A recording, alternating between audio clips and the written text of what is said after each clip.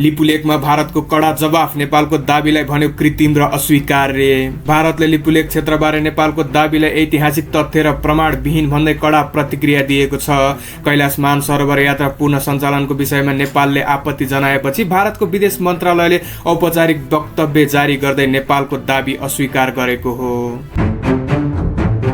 आज मन्त्री परिषद बैठक बस्दै 4 मन्त्रालय खारेज र 6 को नाम फेरिने तयारी अझ शक्तिशाली बन्दै प्रधानमन्त्री कार्यालय। नेपाल सरकारको मन्त्री परिषद बैठक आज बिहान 10:30 बजे बस्दैछ। बैठकमा मन्त्रालय मर्ज खारेज र पुनर्संरचना सम्बन्धी ठूलो खाका पेश हुने तयारी गरिएको छ।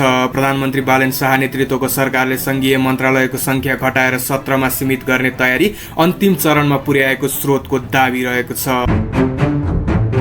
कोही पनि घरबार विहीन हुँदैनन्, प्रधानमन्त्री बालेन शाहको स्पष्टीकरण, भ्रममा नपर्न आग्रह।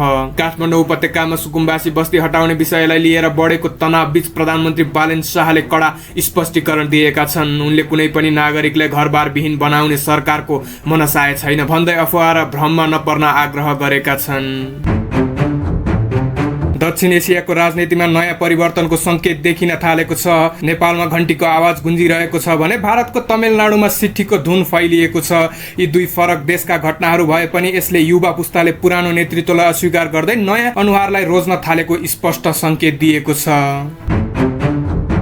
एकल महिलाले अर्को विवाह गरेपछि सम्पत्ति फिर्ता गर्नुपर्ने व्यवस्था खारिज। सर्वोच्च अदालतको संवैधानिक इजलासले अर्को विवाह गर्न एकल महिलाले पूर्व पतिबाट पाएको सम्पत्ति फिर्ता गर्नुपर्ने कानुनी व्यवस्था खारेज गरेको छ। यस निर्णयसँगै अब पुनः विवाह गर्ने महिलाले आफ्नो अंश बापत पाएको सम्पत्ति फिर्ता गर्नुपर्ने बाध्यता हटेको छ। सरकारले राष्ट्रपतिबाट फिर्ता गरिएको संवैधानिक परिषद सम्बन्धी अध्यादेश पुनः जस्ताको तस्तै सिफारिस गरेको छ। सोमबार बसेको मन्त्री परिषद बैठकले उक्त अध्यादेश फेरि जारी गर्नका लागि राष्ट्रपति समक्ष पठाउने निर्णय गरेको हो। यसअघि सिफारिस गरिएका 8 वटा अध्यादेश मध्ये 7 वटा राष्ट्रपतिले जारी गरेका थिए भने संवैधानिक परिषद सम्बन्धी अध्यादेश भने पुनर्विचारका लागि फिर्ता पठाइएको थियो।